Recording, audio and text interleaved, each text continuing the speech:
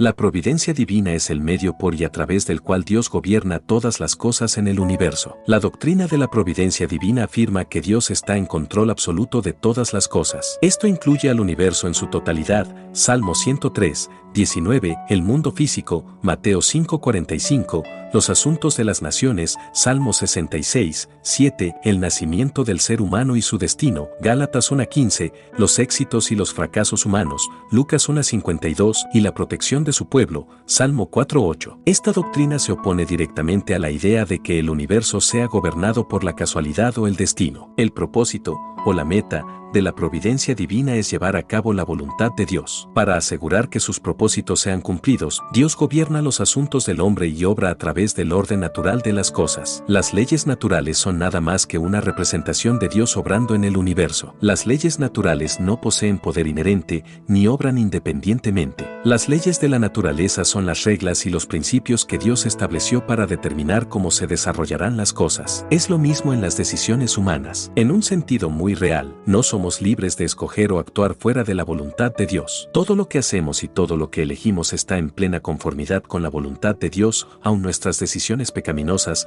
Génesis 50 horas y 20 minutos. Al final de todo, es Dios quien controla nuestras decisiones y acciones. Génesis 45, 5, Deuteronomio 8:18, Proverbios 21:1, pero Él lo hace de tal manera que esto no viola nuestra responsabilidad como agentes moralmente libres, ni tampoco invalida la realidad de nuestra decisión. La doctrina de la providencia divina puede resumirse de esta manera: Dios desde la eternidad, por el sabio y santo consejo de su voluntad, ordenó libre e inalterablemente todo lo que sucede. 1. Sin embargo, lo hizo de tal manera que Dios ni es autor del pecado. 2. Ni hace violencia al libre albedrío de sus criaturas, ni quita la libertad ni contingencia de las causas secundarias, sino más bien las establece. El medio principal por el cual Dios cumple su voluntad es a través de causas secundarias, las leyes naturales, la elección del hombre. En otras palabras, Dios obra indirectamente a través de estas causas secundarias para cumplir su voluntad. A veces también Dios obra directamente para cumplir su voluntad. Esto es lo que llamaríamos nosotros un milagro,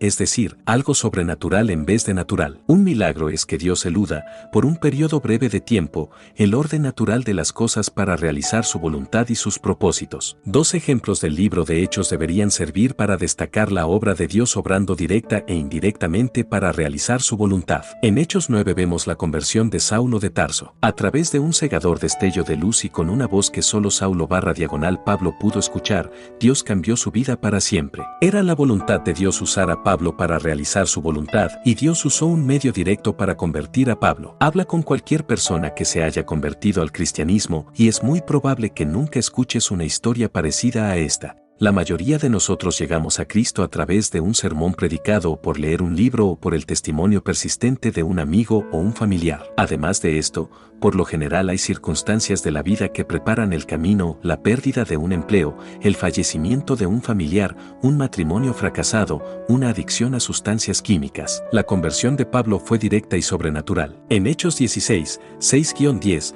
vemos a Dios cumpliendo su voluntad indirectamente. Esto sucede durante el segundo viaje misionero de Pablo. Dios quiso que Pablo y su compañía fuesen a Troas, pero cuando Pablo salió de Antioquía de Pisidia, él quiso ir hacia el este a Asia. La Biblia dice que el Espíritu Santo les prohibió predicar la palabra en Asia. Luego, ellos quisieron ir al oeste a Bitinia, pero el Espíritu de Cristo les impidió. Por tanto, ellos terminaron yendo a Troas. Ahora, esto fue escrito en retrospectiva, pero en el momento hubo probablemente algunas explicaciones lógicas por las cuales ellos no podían ir a aquellas dos regiones. Sin embargo, después del hecho, ellos se dieron cuenta que esto fue Dios dirigiéndoles donde Él quería que fuesen. Esta es la providencia. Proverbios 16:9 habla de esto: el corazón del hombre piensa su camino, mas Jehová endereza sus pasos. Por otro lado, hay quienes dirán que el concepto de Dios orquestando directa o indirectamente todas las cosas destruye toda posibilidad del libre albedrío. Si Dios está en control absoluto, ¿cómo podemos estar verdaderamente libres en las decisiones que tomemos? En otras palabras, para que el concepto del libre albedrío sea significativo,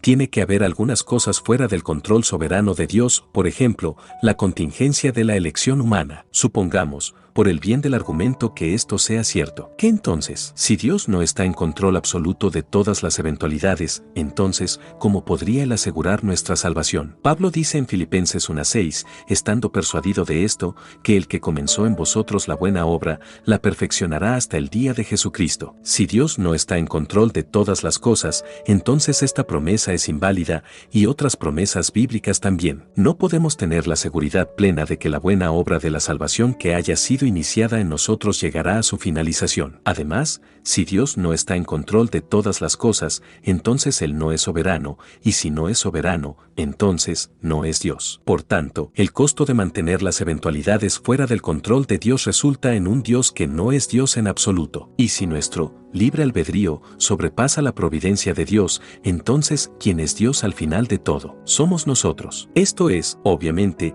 inaceptable a cualquier persona con una cosmovisión que sea cristiana y bíblica. La providencia divina no destruye nuestra libertad. Más bien, la providencia divina es lo que nos permite hacer uso de esta libertad correctamente.